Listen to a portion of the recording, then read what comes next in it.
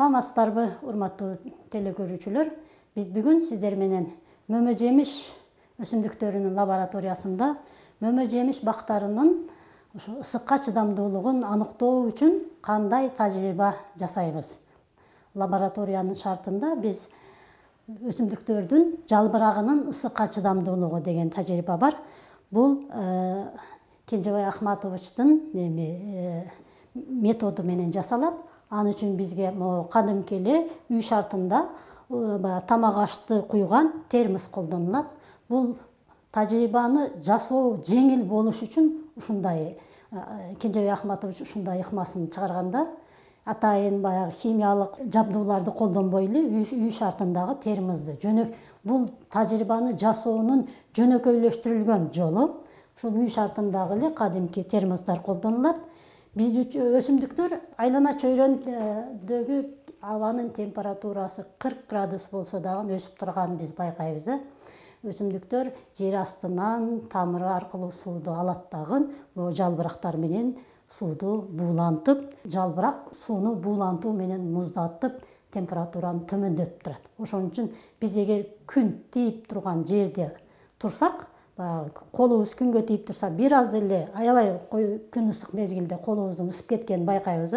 Өтө ысык болуп кетет. Көлөкө жерге качканга аракет кылабыз. Ал эми өсүмдүк бир жерде тургандыктан ал эч жака кача албайт, бир жерде турат.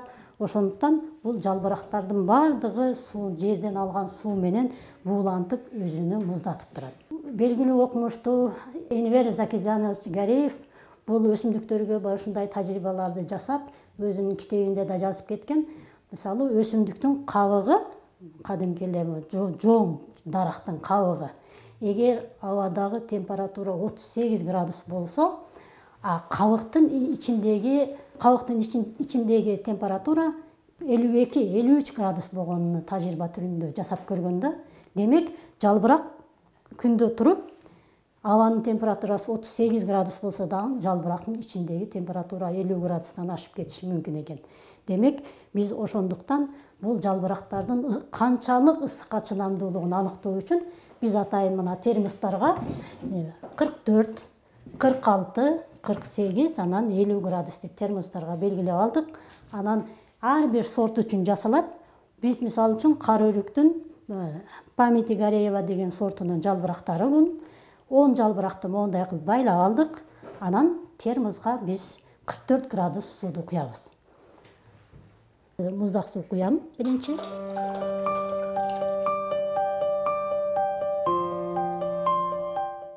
Биз ысык суу куйдук. Эми азыр мен аралаштырып, анан градусникти көрөм. Градусник 44 градус болуш керек. Так 44 градус болушун байкайбыз да. Салып алып турушубуз керек. Ал үчүн биз бир аз дагы ысык суудан куюшубуз керек экен. Туруктуу 44 градус болуш керек. Эгер биз бир аз карап турсак, 44 градустан төмөндөп кетсе, кайра жылуу суу куюш керек. Ысык болсо муздак суу куябыз. 44 градус болду.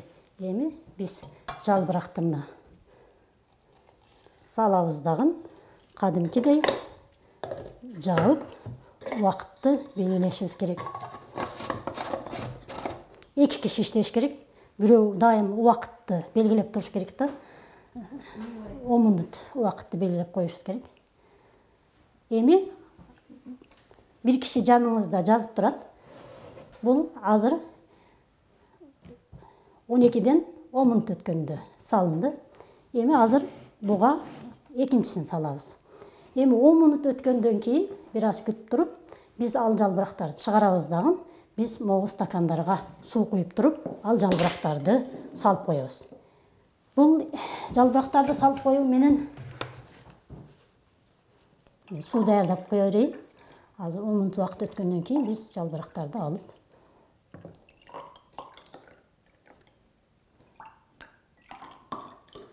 кадимки эле муздак суу. Бул стакандарга эмне үчүн салабыз? Бул стакандарга ошо 44 градус температурада биздин жалбырактарыбыз 10 мүнөт 44 градустун таасиринде турат. Андан алып бул стаканга салып туруп 1 суткага коюп коебуз. 1 суткага коюп койгонубузда жалбырак кайра өзүнүн калыбына келет. Калыбына келиш үчүн мүмкүнчүлүк беребиз. 24 саат тургандан кийинки күнү келип, биз ал жалбырактардын ар бирини катар тизип алып салыштырып көрөбүз да. Ошол 10 жалбырактын 5-өө карарып жаман болуп кала турган болсо, демек биздин изилдеп аткан сортубуз 44 градустан ысык температурага чыдабайт деген жыйынтык келип чыгат да. Мына 10 мүнөт убакыт өттү, биз эми чыгарып ала берелик.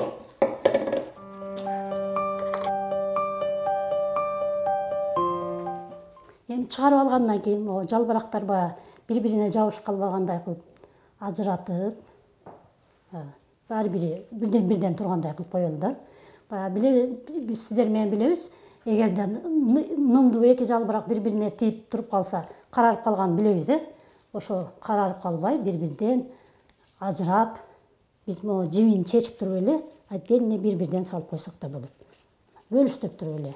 Эгер бир эле сортту изилдөө жүргүзсөк, биз адашпайбыз. Мындай отдельно салып.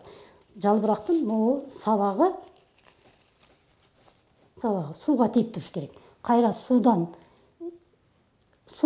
өзүнө сиңирип, кайра калыбына келиш керек да.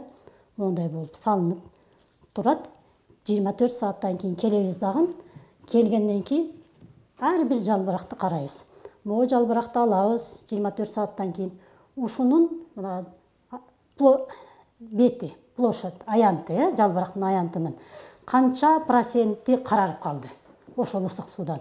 Ошентип ар бир жалбыракты жазып туруп, анан ошого жараша, эгер могу жалбырактын аянтынын 50% неме болгон болсо, карарган болсо, ошондой 50% карарган жалбырактан 5-өө болсо, демек бул сорт 44 градустан ысык болгондо кыйналып өсө албай калат деген ысыкка чыдамдуулугу аныкталат да.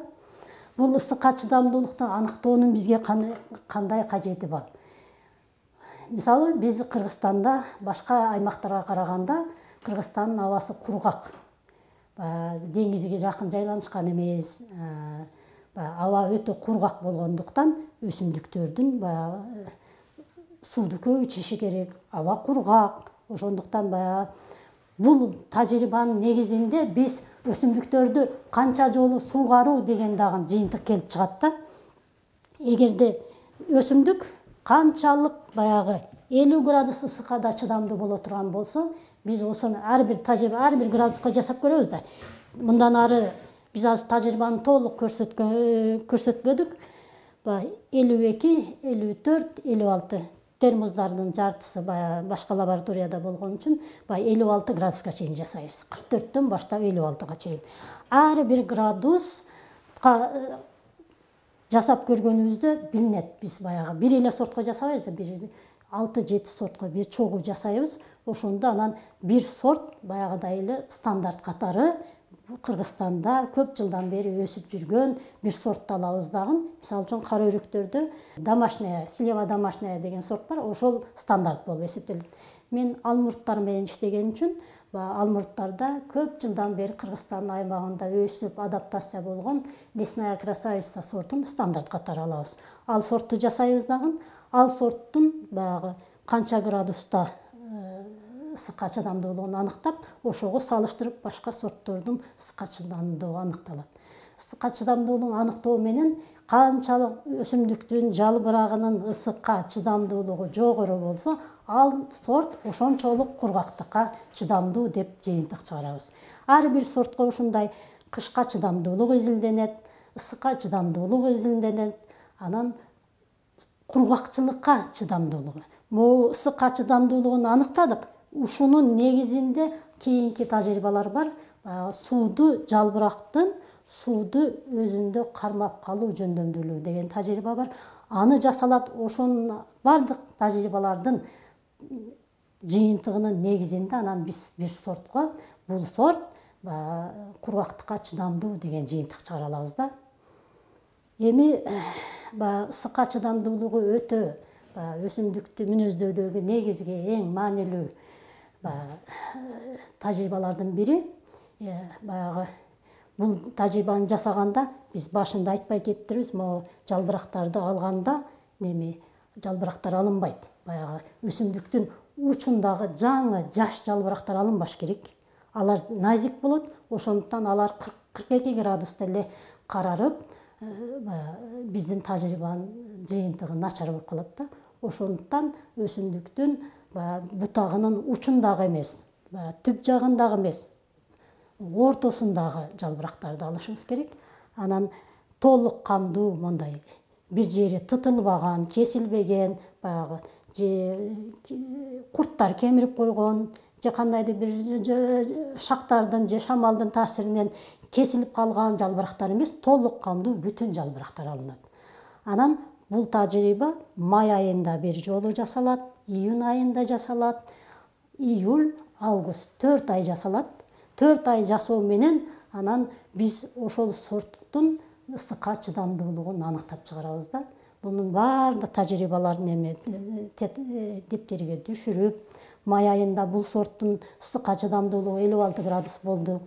Бул сорттуку июнь айында мындай болуп чыкпайт эч качан тажрыйбанын жыйынтыгы. Мисалы үчүн мен 10 сортту жасап аткан болсом, ошол 10 сорттун, мисалы, маерде биз жасадык, Памяти Гареева, кара өрүктүн Памяти Гареева сорту. Бул сорт май айында 44 градуска чыдамдуу болуп чыккан болсо, июнь айында башка чыгат, июльда башка чыгат. Бирок жалпы жыйынтыктасак, жалбырактар май айында жашыраак болот.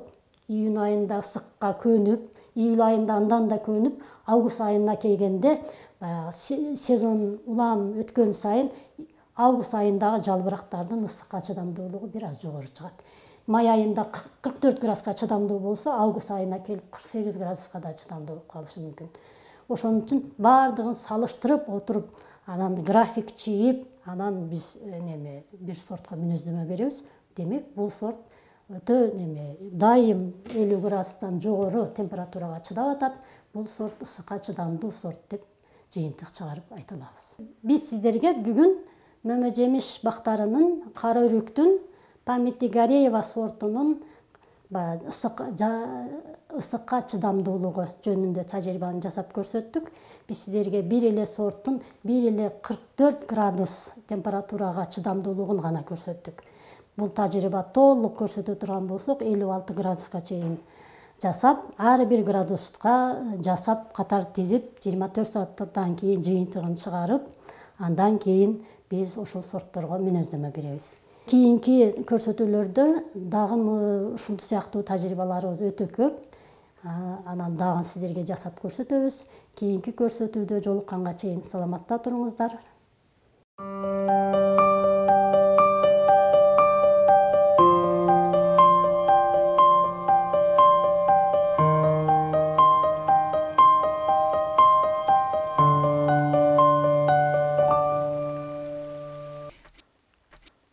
Көрсөтүү Кыргыз Республикасынын өкмөтүнүн номер 67 токтому менен бекиген Кыргыз Республикасында 2021-2025 жылдары мамлекеттик тилди өнүктүрүү жана тил саясатын өркүндөтүү программасынын алкагында даярдалды.